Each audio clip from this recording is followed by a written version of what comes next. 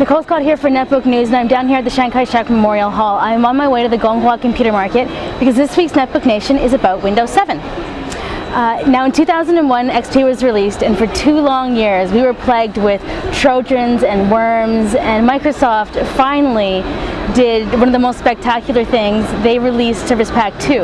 And in one update, we went from Swiss cheese to security. We then entered the promised land of Vista, and of course we all know how that turned out. Vista was widely considered to be one of Microsoft's greatest failures. But despite that, it did lay the groundwork for a host of new technologies, and its modern driver architecture was designed to move the core functionality from the kernel into the user space, which is an absolutely necessary development. So as 2009 draws to an end, we're faced with the reality that Microsoft has released yet another operating system, Windows 7. Now, based on the already mature technology available in Vista, Windows 7 should be everything that Vista is not. Now, if you've already gone out and purchased this wonderful OS, I have a few tips and tricks for you on how to get the most out of it. Now, the first thing that you should be doing after you install Windows 7 on your PC is running ClearType Text. Windows 7 includes a built-in wizard that runs you through the entire process pain-free. To launch ClearType Text tuning, by typing CTTUNE, CTTune, into the Start menu, search field, and open the search results. They'll go through a brief series of steps that ask you to identify the best looking text rendering method. So as I inch my way closer and closer to the computer market, I'm going to turn to Sasha now, who's going to introduce you to some of the netbooks that we found at the Windows 7 launch here in Taipei.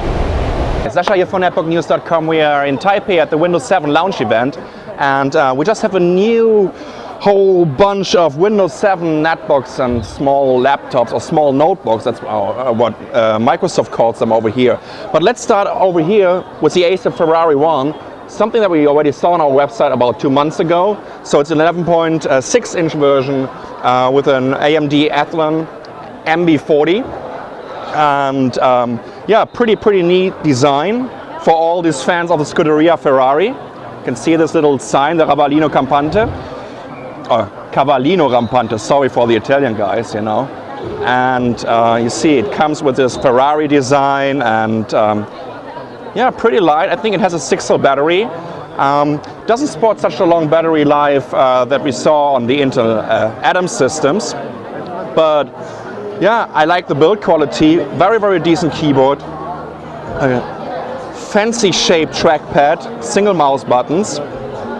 The Acer Ferrari 1 should be in the shops now pretty soon. Let's see what else is here. We have over here an MTech LA10. This is something that I've never seen before. Reminds me a little bit of the first generation of the Acer Aspire 1. You can see the small trackpad over here with the mouse buttons on the left and on the right side. Kind of small keyboard, super small right shift key. And yeah, 10.1-inch system, Intel Atom N270, 160GB of hard disk drive. All these devices over here pretty much with Windows 7 Starter Edition. Now more than ever, we actually need to invest in the kinds of innovation that are going to power productivity growth and innovation growth that can help get the world's economies moving again. I do think there's a lot of enthusiasm that we've seen so far. Got to actually get the product out, and I'm glad to hear from early users, but you know, the consumer market will start adjusting the product on October 22nd, and I think that certainly the buzz and the momentum is likely to switch quite quickly to Windows 7. So that was Steve Ballmer at the Windows 7 press event in Munich a few weeks ago. Now we all know that netbooks are most commonly used with a second monitor. Now the Window P shortcut key is definitely going to help you manage your multiple monitors. It opens up a small overlay that lets you configure a second display or projector. If you're using more than one monitor, remembering Windows Shift Left and Windows Shift Right will more easily move the open window from one screen to another. The window retains its size and relative location on the new screen, which is helpful when you're dealing with multiple documents. Now why don't we get back to the Windows 7 launch event in Munich to hear about how early adopters are using the XP Virtual Mode. So because we have already a lot of applications running for several years, PBW is not just a new company, an old company. We're using and utilizing the 16 mode, virtual XP mode very often. First experience is just great, because in former times we had to adapt and invest a lot of money in old programs, looking for the right guys to understand the whole structure, to readapt programs. Now, it is also a part of productivity. We can just run these products in a safe environment. We call it sandbox sometimes. It works, it's just great. Here at Zhang South Singsen Station, this is a street that is just full of computer stores, as you can see here behind me. It's Sunday night and it's still full of people who want to go shopping for computers. Now, this definitely is a summer that you want to go if you want to save time. That's for sure. So now one of my favorite time-saving shortcuts on Windows is Alt-Tab. As you can see, you can cycle through a bunch of open programs this way. But there's another way to see what's going on. Windows T cycles through your open programs via taskbar peek menu. So as you can see here, the Gonghua computer market is pasted in Windows 7 in all of its glory. Now, getting back to the Windows 7 launch event in Munich, Damir from Axonom actually discussed about Windows 7 on netbooks. And then after that, we're going to finish off the netbooks that Sasha uncovered here at the Windows 7 launch in Taipei. We have tough times. Many companies have difficulties to invest, so they buy things like netbooks, cheap hardware, and they mostly run today on XP. So the question is always, does Windows 7 runs on netbooks? And every user who tries that, he will switch to Windows 7. And that's the main issue. You have to try it, you have to see it and see that all of goodness from XP is there, but much more. And we have an HP Mini 110. Oh, so please help me, guys. You can leave a comment. I can't remember the name of this designer anymore. Thor, Sundström, whatever. It's a kind of special version, kind of fashion netbook. You can see this nice structural design on the lid. It's kind of three-dimensional. So I saw this one for the first time during IDF in San Francisco.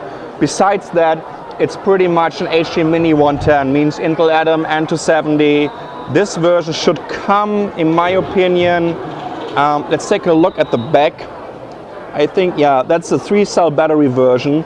So you should expect, say, a battery life of only some 3.5 hours. Kind of interesting that it says on the bottom Windows XP Home Edition UHCPC. So I think they really had a little installation party last night over here. Another kind of handy tip or trick for Windows 7 is that there's a wizard for calibrating your video and color display.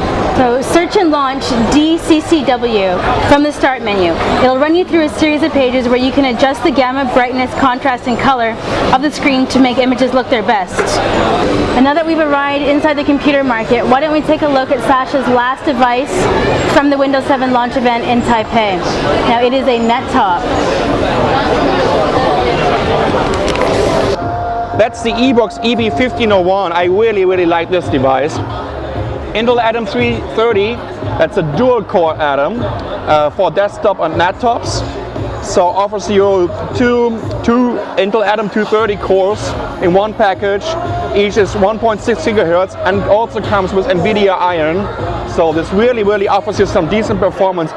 I've been seeing the first hands-on videos while they were doing 1080p on it with 15% of CPU load. So this could really be something that can stand in your living room as a home theater PC. And yeah, really cool device. As you can see, Full HD 1080 compatible.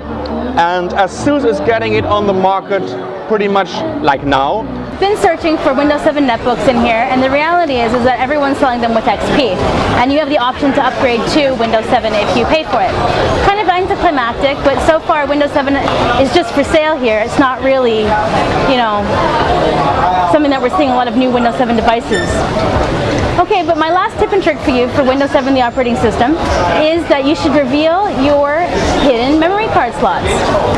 Open up My Computer, press Alt to show the toolbar at the top of the screen, and go to Folder Options under Tools. Hit the View tab and uncheck Hide Empty Drives in the computer folder. So I hope you guys have enjoyed my little tour of Taipei, getting here to the computer market. If you want to come and see the rest of the Gonghua Computer Market, you're going to have to wait for a show that we're going to be doing soon on it, because really, it's 5 floors of awesome, and I need to dedicate several days to doing this. So, this has been Nicole Scott for Netbook News, and this has been my look at Windows 7 and a few tips and tricks for you.